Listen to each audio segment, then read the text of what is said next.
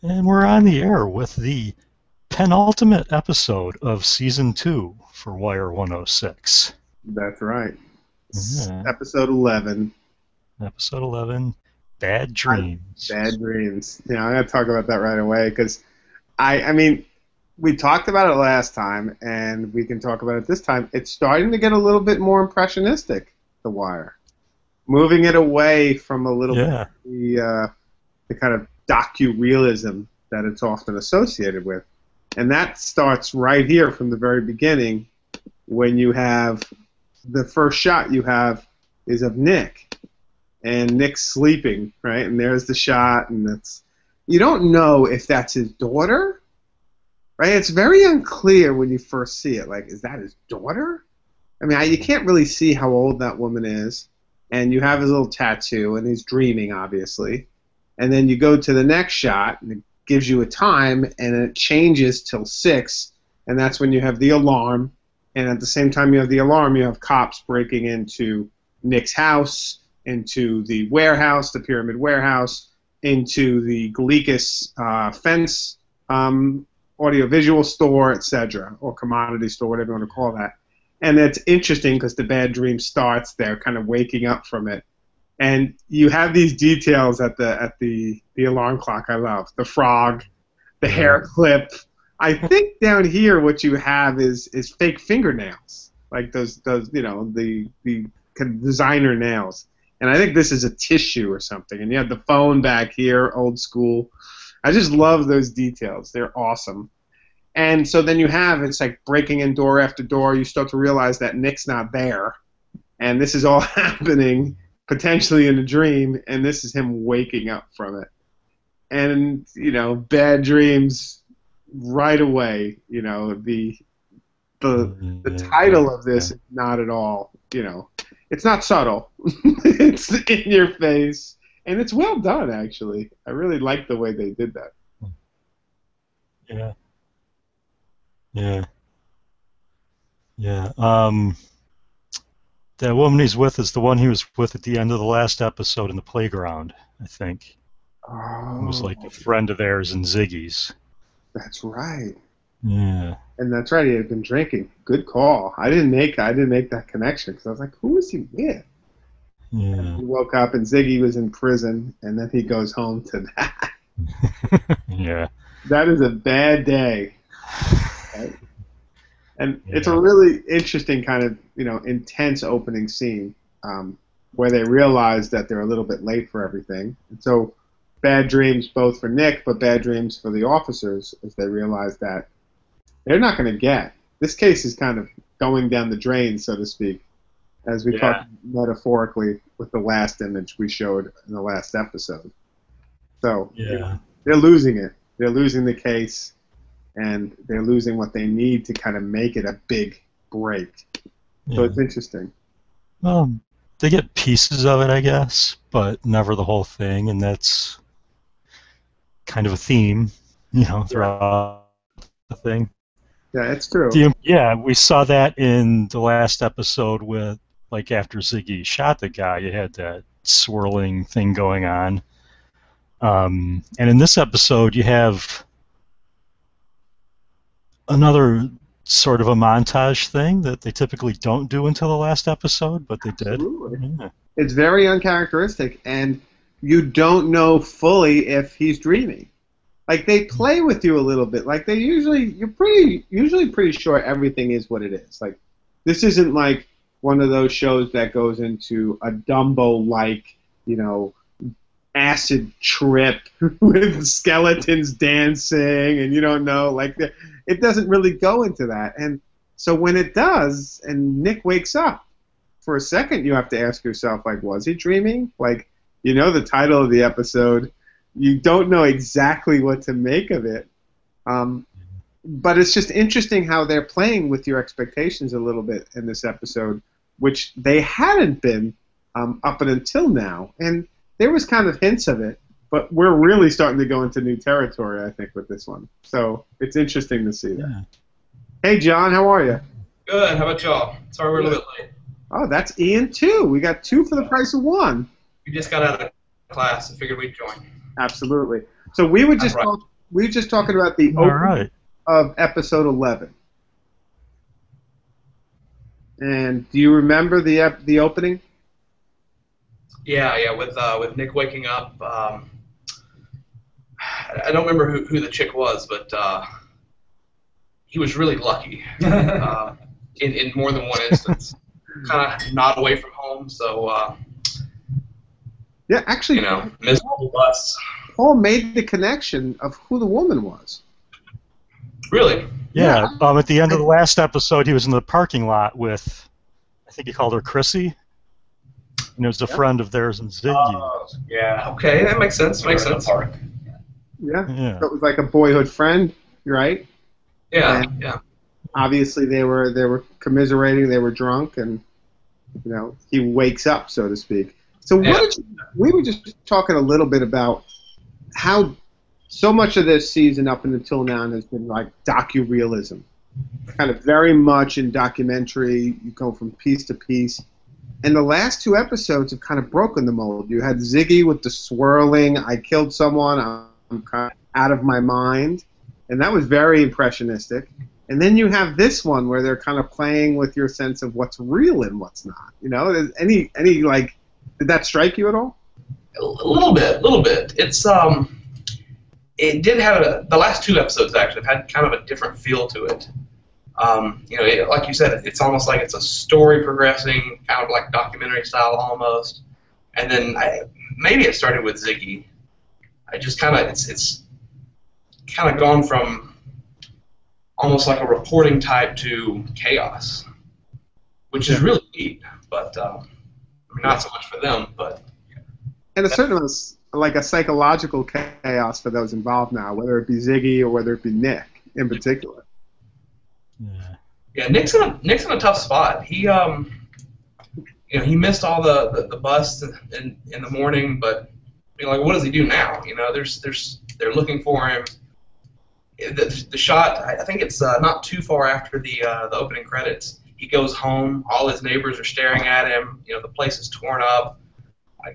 It's a horrible place to be walking into. That's a bad morning. Yeah, definitely. That's terrible.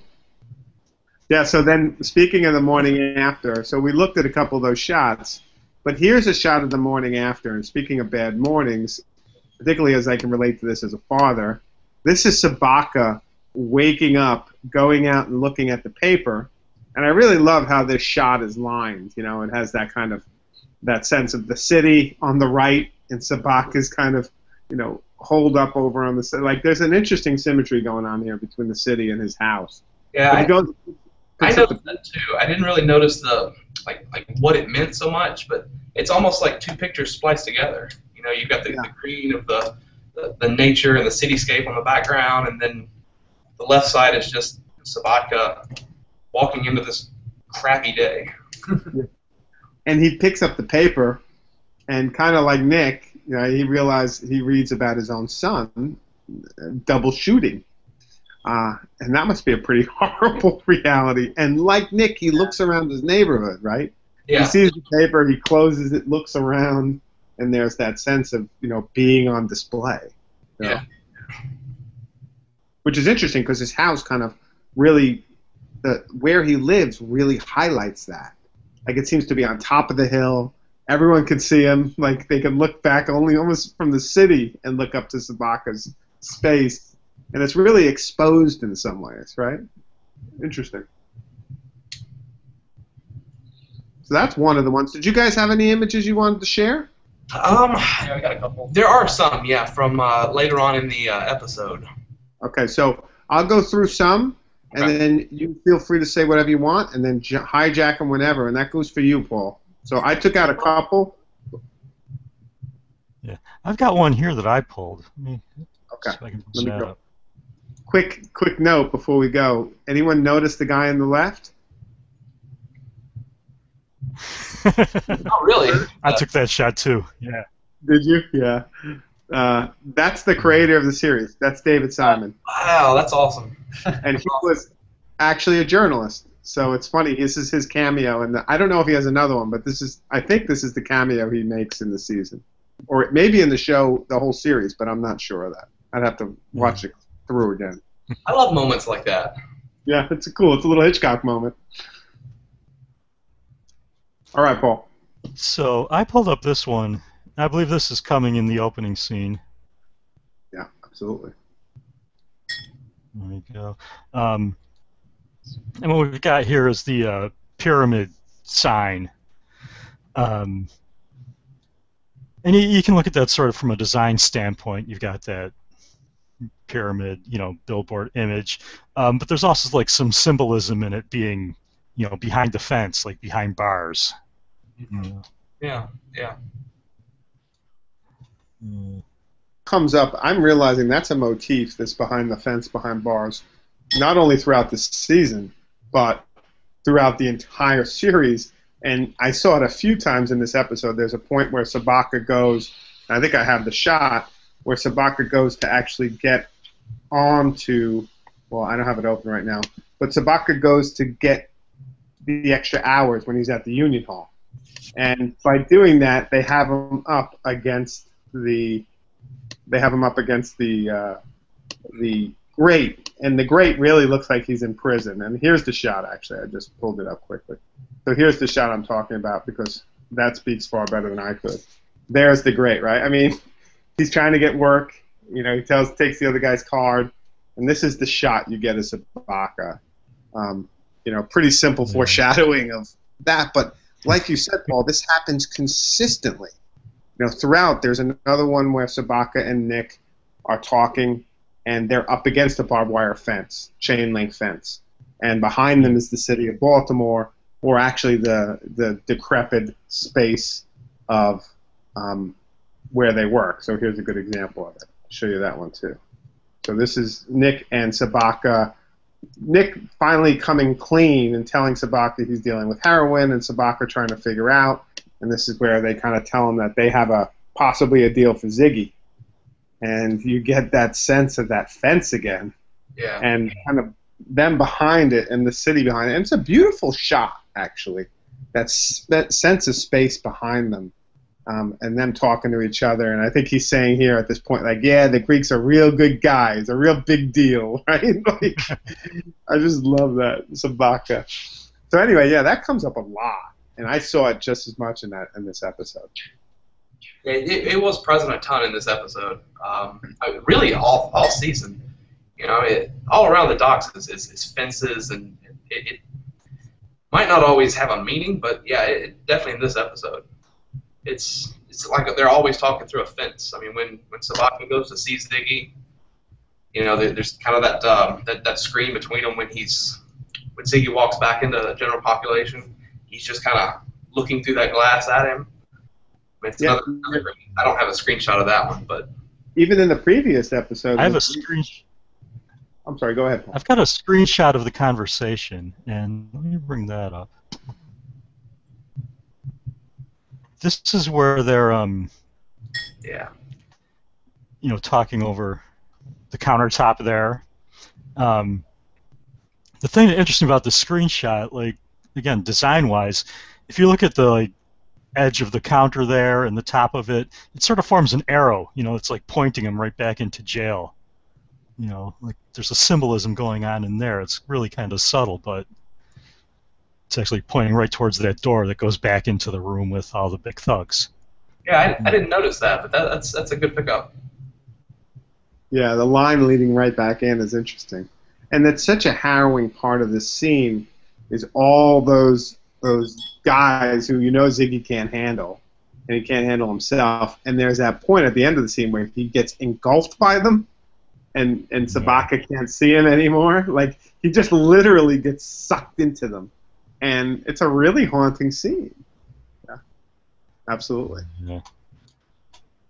I'm trying to think. One of the scenes that I was struck by when I was watching it, and this is just purely, the point you made, John, about the docks and how much of this was behind the fence or was behind a kind of chance is absolutely right. And I think I have to think that that's part of the element of design here, right? Like, they're designing this entire series to some degree to kind of reinforce the enclosure and the fact that so many of these people are fenced in to their realities, to their little piece of the neighborhood, to thinking about Wallace leaving and going out to the, to the sea, not to the sea, but out to the country, and then coming back, and his whole world was that space. And there's a lot of that just thematically that's happening. And I was really blown away personally by this shot, because there's that kind of decay, but then there's this unbelievable color and vibrancy. And Maggie actually captured this shot on her blog, and when I went through it looking for screenshots this time, I saw it and was reminded just what a beautiful kind of shot this is. And I think one of the interesting elements of this shot to me is the nature of design of our culture right now, where we're dealing entirely with this notion of the container culture, and it changed the way shipping happened. And we saw the presentations about Rotterdam and how many tons they can do in how little time, based on the unbelievable nature of technology. But it's interesting how this not only captures a very kind of beautiful shot, but it captures a whole kind of transformation of an industry and the design of an industry, and pretty one clean look at the shipping industry. And I just was struck by how the design seeps out not only visually to the kind of the broader cultural industry of shipping and what that has meant for this whole season. And I thought that was a great shot to capture those containers. I actually saved that exact same screenshot. Okay, great. The colors are just beautiful in that. It's just one of those things that It really stands out. yeah, just kind of really stood out. Really stood out. Yeah, just a brilliant shot. Yeah. Okay, so share some of yours. There's a sense of scale in that one as well. You could see at the bottom two people, and then this huge stuff all around them, which it's kind of metaphorical to the sort of machinery of culture and the game, I guess, that's just overpowering everybody, the people. Yeah, that's a good point. I'll bring it back up. You see the two people right down there. You can barely see them. And it gets to the point, I think, of this episode or of this season more generally of how the people don't matter, right? Like, in this scheme, there's going to be 3,000 or 4,000 people to deal with how many tons of cargo? And I know Frank and his compatriot were really concerned about that. It wasn't the people were gone. The labor was missing. So, yeah, I like that. All right, you guys share some photos or some screenshots before we step on top of it. All right, so it actually might be a little bit before this, but the scene where Daniels is talking to, is it Landsman? Yeah. That was one of my, that whole interaction there was one of my favorites of the entire scene. So if I can get one up here.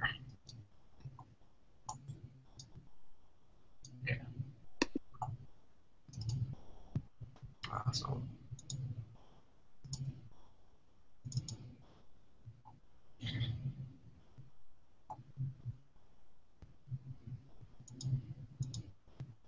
Just a second here. Find the right one. Alright. Yeah. It's probably easiest to bring them up in preview, and then in preview kind of capture that. And it will actually put them all up in preview, and then you can get them. I actually figured that out, and then when you click to share, it will say just share my preview, and you can just share that application and go right through it. There we go. Gotcha. Cool. So this is when they first start the interaction. Daniels is coming to chew him out. This is a really defensive look to him. He's kind of doesn't want to be bothered with this. Changes really quickly. The reason I kind of picked up on this is it's actually kind of the least sloppy he's ever looked. He actually looked pretty well put together there. So that's kind of what caught my eye originally. And, they have their interaction. He actually takes the fall for it, takes the blame. He knows he messed up. The next shot here was probably my favorite.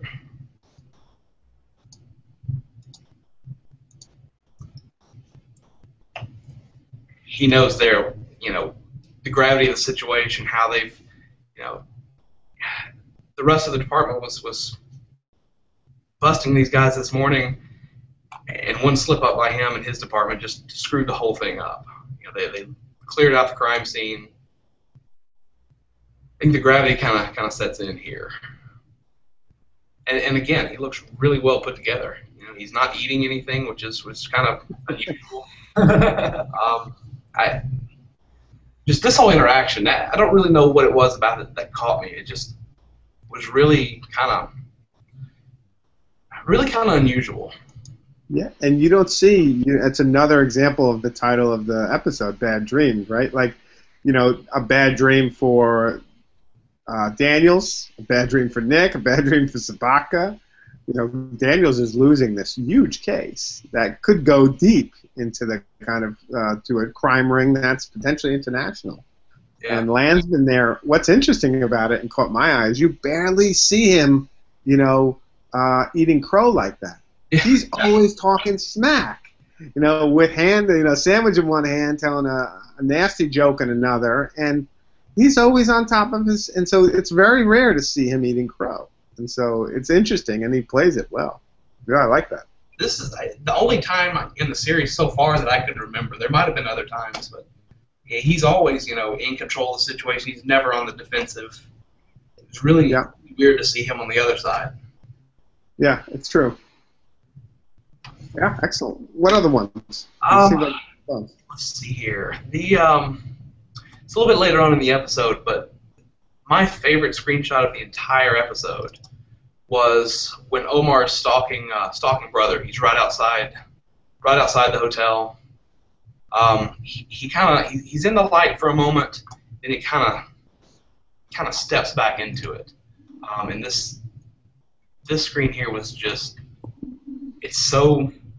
Yeah, he steps back into the shadows, and all you can see is the lit cigarette. The lit cigarette. That's got to be hands down my favorite of the entire episode.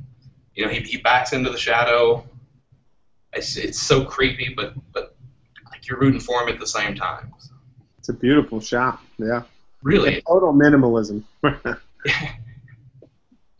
Yeah. It's like a jack-o'-lantern. Yeah. It's bizarre with just one hole. Same creepy factor too.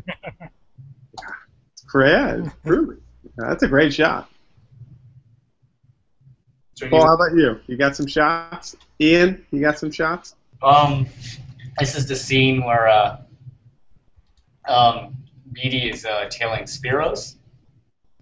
Absolutely. And open. Oh, right here. Yeah, there you go. All right.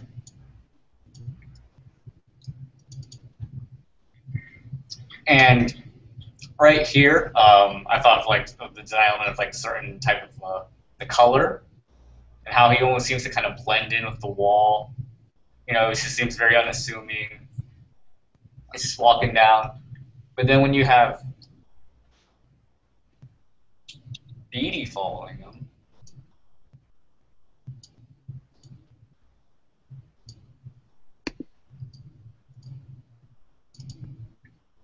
And you can tell this is her first tailing of a person. She really stands out. And you know, bright red against a dull gray background. Sunglasses, and I'm pretty sure it's wintertime now. And you know, she looks like the most suspicious person, even more so than he does, and he's the criminal. Yeah. It has to be the worst outfit for tailing somebody ever. That's awesome. Yeah, you're right on with that. That's a good pickup. You're gonna keep seeing that image. You know, somebody in these neutral colors. Yeah, you might see them one time and not remember it. You're gonna remember her. Yeah. There's no way to get around that. It's interesting too because you almost feel nervous for Russell when she's right. Like you're nervous. Like you don't want something to happen to her because you know she's trying to become police, but she's out of her depth just yet. And so, you know, she kind of gets her wings after this episode. But I agree. That's a great pickup. Yeah, her experience is harbor security, not investigation and tailing people. So exactly. Well, I picked up one based on. I'm sorry. Go ahead. Oh, I was just gonna say like you were saying, you feel bad for her, scared for her almost. The scene where she's tailing him, she gets on the elevator with him. So you're just kind of peering over her shoulder. He's just staring at her. Yeah, you get a bad feeling for her there. You really do, right? Like you're wondering if he's gonna, Yeah, he's noted for slitting people's necks. I mean, Yeah, that's exactly. what we've seen happen to, Sabaka. I mean, this is not, out of the realm of possibility, yeah, exactly. especially in this show. So here's one that, building on that, when they're tailing, this is another one. I love this shot, and it really captures the Greek beautifully. Is the one where he's coming in and out of the light and in and out of the shadows, and I just love this silhouette of the Greek. Like, who is the Greek, right? I mean, you see that on their board. You see that as they're kind of mapping out. They think Vondi is the top, or Spiros is the top, but he's not. And they have crossed it off like boss, ? Greek, ? And I love this because this shot really highlights that question mark, right? Like, who is this shadowy person who's running this international operation? I dug it. I took one similar to that. It's just maybe just a split second after that, but the same reasons. They have no idea who he is. Kima's right beside him, and he's just kind of coming in and out of shadows. Absolutely. You see who this man is, but you have no clue. Yeah. Exactly. Yeah, exactly. It's perfect. And they really did that well. Yeah, definitely. It's kind of a throwback to almost season 1 when they don't know who Avon Barksdale is, like the leader. Like, who is this guy? We don't even have a picture of him for the longest time. And same with this guy. He's just an unassuming old man that no one would suspect is the head of a crime organization. Absolutely. Yeah, that's well said. And I didn't make the connection between the Greek and Avon. But that's great because, for the first 6 weeks, they were looking for Avon. They couldn't even find a picture of him. Yeah. It's cool. Awesome. What else you guys got? I've got one here that I kind of skipped over, but it's from a little bit earlier on in the episode, right after Sabaka's arrested. They're interviewing him in the interrogation room. At first I thought his expression kind of summed up the whole feel of what he's going through right now. His son's going to prison, probably not going to come out. He's just been arrested. His whole world is coming down. Then I noticed the background behind him. It's kind of a perfect symbolism for his world right now too. It's this dull gray. It's just there's nothing exciting about it. Yeah. I thought that was really kind of. But all the interrogation rooms are like this, and I guess they're not supposed to be happy places. But he's definitely not. You got that detail of the gold lighter in there. Yeah. It's. The cigarettes. Like, that's what you'll be doing, smoking in prison, right? I mean, like, pretty much laying it out. Yeah.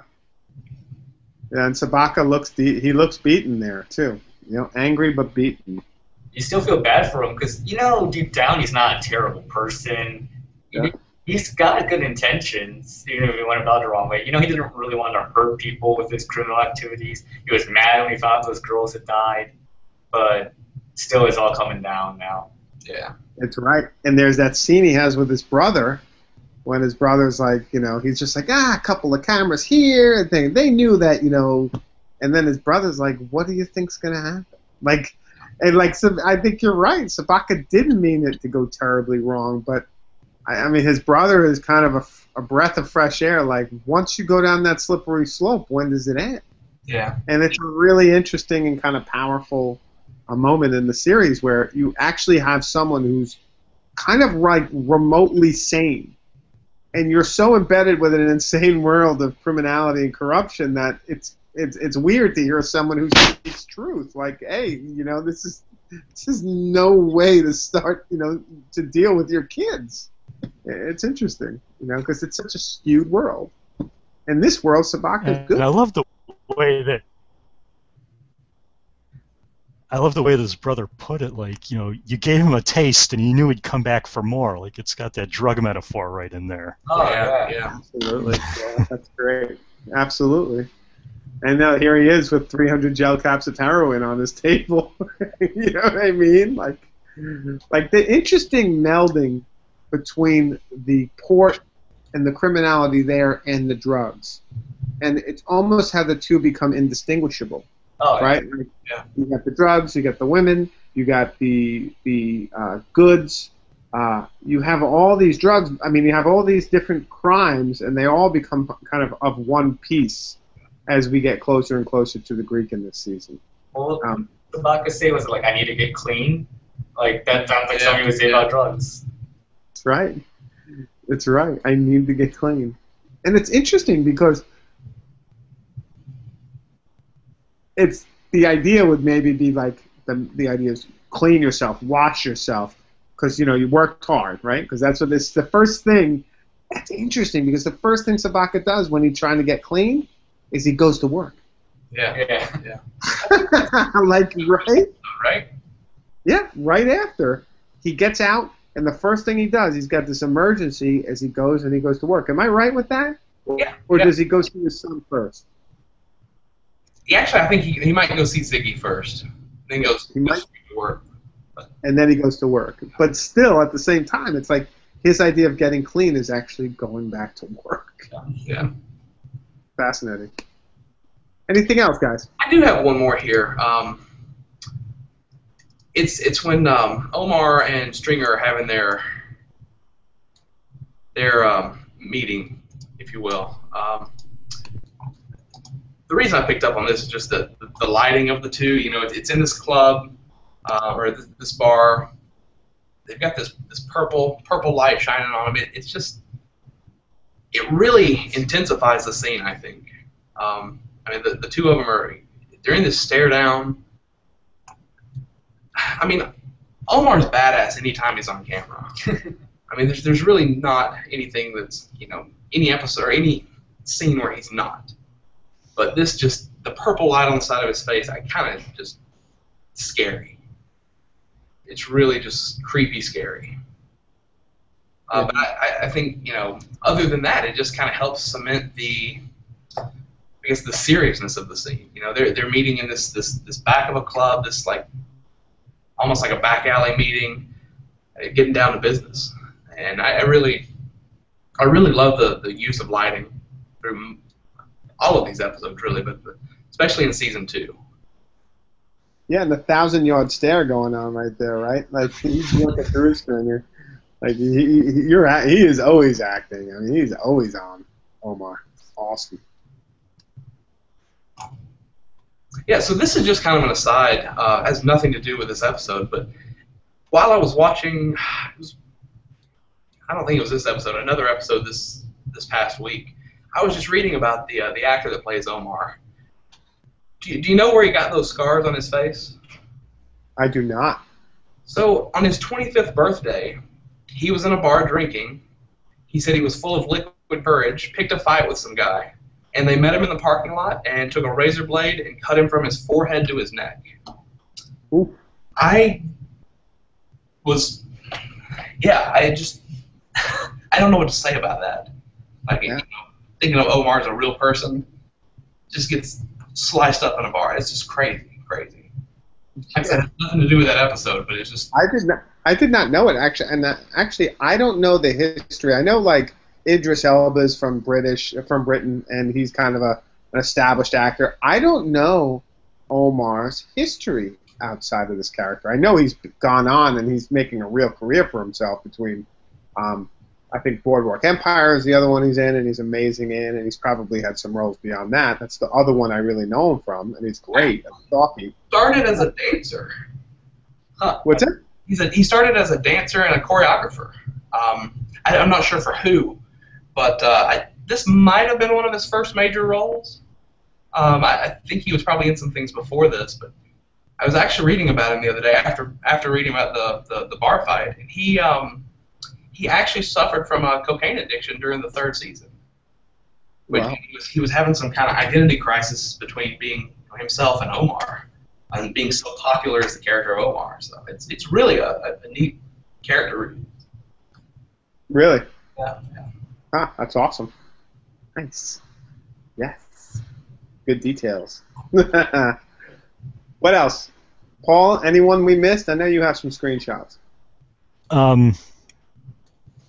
I pulled up this one. This is right at the end of the episode. Oh, wow. And he's that's Sabaka there walking to meet the Greek and Spiros at the bridge, and the way the support's there, it sort of like reminds you of a guillotine, you know, like he's just walking into something he's not coming out of. Absolutely. Yeah, that's gorgeous. And just the infrastructure around him, again, making the human scale so small. Yeah.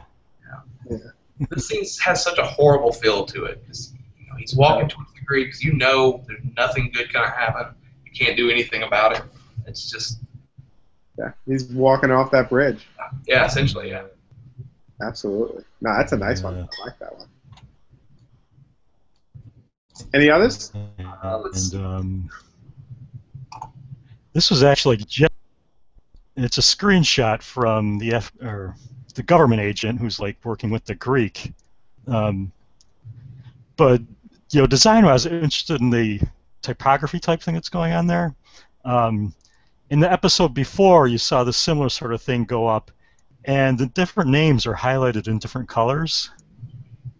It seems like there's a meaning to that, but we were been talking about like the red and the yellow and the green, and in the previous episode they were all there. Now they're all red. And I guess Sabaka's meeting his end here, so it means something there. I do love the whole way in which the computer now has its own shots. Like more and more, it's like the computer increasingly in this season is its own aesthetic. And this is another example of that with the windows, and you have Nick and Ziggy talking about the internet, and you have that MSN shot. Like you have all these different shots of the internet or the computer screen with the monitors and the containers coming down to the truck and then disappearing. It's interesting. That aesthetic itself could be studied, I think, and it puts you at a particular time and place with the computer that I think is fascinating. Yeah. Here's another one, a cool screenshot that, let me see if I can find it. This is the one that I've been tracking these throughout, and we saw it yesterday on Valchek's screen. So Valchek, when we went to his desk when he was talking to the feds, he had the Polish flag, the American flag, and then the Baltimore flag behind it. And a lot of this season is dealing with, the post 9/11. The feds are still they still have some energy to go after labor. They'll never lose that energy. But we see the shift in the drugs. But you'll notice you have he's going there to get his card so that he can work, and this guy's giving him his card, and behind them you have the American flag again. Yeah. And it's interesting how embedded the American flag was in our culture after 9/11 as a way to kind of reinforce the patriotism of what had happened at the Twin Towers. And it's interesting how that aesthetic finds its way in almost every episode of season 2. And I'm going to go back and track every single one and see if I can find one in every episode. But I've been watching closely now for the last 4 or 5 episodes, and they're all there, and they're all embedded. So I'm interested in that kind of the way in which there was a conscious design choice to keep that sense of presence of the moment always foregrounded or in the background, but at least there. So it's interesting. Anyway, that's aside. These are these little things I'm tracking. And one of them is that flag, and there it is again. Wasn't there a scene from an earlier episode this season where I think McNulty walks in and you're changing a sign in the I can't remember which office building, but you're changing it to replacement of the Department of Homeland Security sign. That's right. Absolutely. Yeah, and I think that was in episode 11 or 12 of season 1. Oh, that's absolutely right when they changed that. But I might be wrong. That might be season 2. I'll have to go back. But there's a lot of not only the Homeland Security FBI stuff and the post 9/11 stuff. Like, I love it in the last episode when Bodhi's talking about the drugs. He's calling them WMD. We got WMD. He's going to mass destruct your ass, right? Like he says, destroy it. And then he's like, the guy's like, I don't want that. I want the Bin Laden. And he's like, the Bin Laden is what I bought last week or last time. That stuff is great. And he's like, it's the same thing. It's just a different cat. I was like, are you kidding me? Bin Laden, WMD, like, I love the way they're framing the moment of what the historical moment is through these very kind of realistic gestures of, you know, the corner or just the flags in the background, but not hitting you over the head with it like a speech. Yeah. It's artfully done. All right. Well, we got 2 more minutes or less if you want to take less. So any last points? I do have one more I just want to share real quick. As far as the design aspects, it's not that brilliant, but I think this kind of sums up, not entirely, but kind of the FBI's involvement with this wire project. You know, they're all having this meeting, and their FBI liaison is just like, he's fidgeting on the couch, halfway asleep. And then Daniels turns to him, and I forget what he asked, but he asked him something, and he's like, if you haven't noticed, I'm the only FBI guy here. So I really love this scene. You know, especially when more so in season 1 when they're you know, they're trying to get help from the FBI on this. The FBI is, you know, they're dealing with other Homeland Security issues and other things. They have no time for this. So I just really like this in kind of correlation to that. Yeah, he's lying back there satisfied, you know, we got ours, yeah. You know. They only wanted the racketeering and labor. Like, that's what they were interested in, and they could care less about the rest of it. And it's interesting to see these different organizations see how they have such different agendas at times.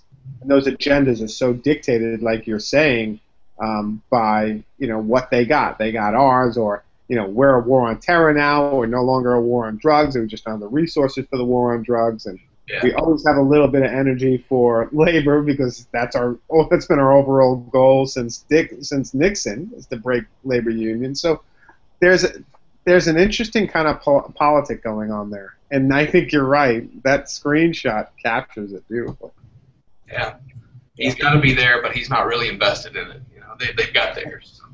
And it's ultimately the fact that the feds are involved and Fitzhugh keeps on sending these updates that screw the whole investigation. Yeah. So there's that too. Like, it's actually their laziness and their lack of foresight and the fact that they have a mole and no one knows about it is what screws the investigation. Yeah, that's right. Yeah, interesting. All right, Paul, any last ones? No, I think that was a good one to end on. Yeah, I think so too. One last question I've been asking of people, you know, because one of the tricky things about Design Week, and Paul and I have been going back to this again and again in these discussions, is how would you, Ian or John, frame the difference between design and visual? To a certain extent, they're very, very much one and the same, but they differ with, I don't want to say this. I